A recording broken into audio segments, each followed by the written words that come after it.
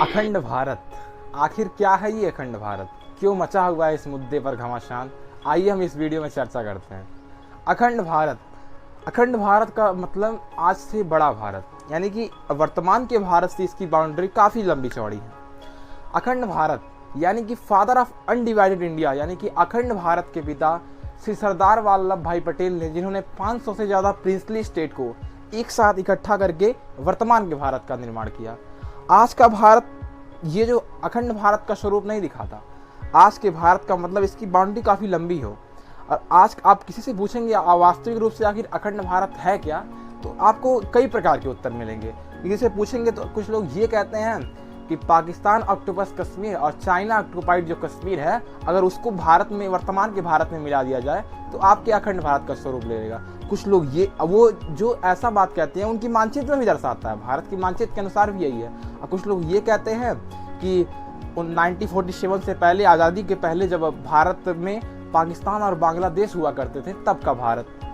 और तीसरी बात, कुछ लोग ये कहते हैं नेपाल, भूटान, श्रीलंका, अफगानिस्तान, ऐसे कई पड़ोसी देशों को अगर एक साथ मिला दिया जाए तो अखंड भारत का स्वरूप बन जाएगा। और कुछ लोगों का ये मानना है कि अफगानिस्तान से लेकर के इंडोनेशिया तक के जितने भी इसके बीच आइसलैंड आते हैं, सारा मिला दिया जाए तो एक अखंड भारत का स्वरूप ले लेगा।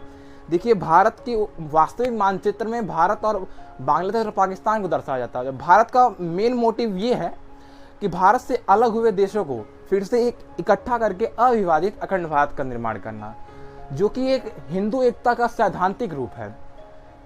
देखिए, भाजपा तो हमेशा इस बात पे संशय में ही रहती है, लेकिन अभी हाल ही में एक बात बड़े ही चर्चे का विषय बन गया है। हमारे संघ के प्रमुख मोहन भागवत जी के द्वारा एक बयान में कहा गया कि अगर हम थोड़ा सा प्रयास करें तो आने वाले 15 वर्षों में हम अखंड भारत हो जाएंगे। देखिए, किसी आम व्यक्ति के द्वारा दिया गया बयान और किसी व्यक्ति विशेष के द्वारा दिया गया, जो कि एक ऐसा संगठन जो दुनिया भर के संगठनों में से एक है, जो जिसे 1947 के बाद 1961 में रसद पहुंचाने के लिए नेहरू जी के द्वारा गणतंत्र दिवस की परेड में उन्हें बुला करके सम्मानित किया गया था। इसी के उद्देश्य में मोहन भागवत जी के बयान भारत में एक उम्मीद की किरण ले आती है। आखिर सबको जानने की इच्छा होती है आखिर अखंड भारत है क्या। अब सबके मन में एक चर्चाएं और विषय बन जाता है, आखिर अखंड भारत है क्या।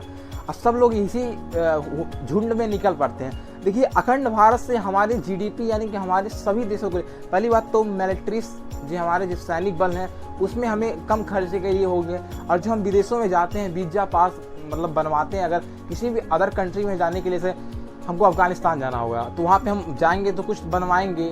और देखिए, अखंड भारत से जितने भी देश अलग हुए, वो चाहे वो बांग्लादेश हो या पाकिस्तान हो या अफगानिस्तान हो या कितने कोई भी देश हो, श्रीलंका कोई देख लीजिए आज किस तरह भुखमरी का शिकार हो गया। अफगानिस्तान, भारत को छोड़ दिया जाए तो कोई भी देश जो अखंड भारत से अलग हुआ वो कोई सुखी नहीं रह पाया। अफगानिस्तान में तालिबानियों का हमला, भारत पाकिस्तान को ले लीजिए, वो भी एकदम परेशान है। उनके कोई भी ऐसा प्रधानमंत्री 1947 के बाद से नहीं आया जो पूरा 5 साल टिका हो।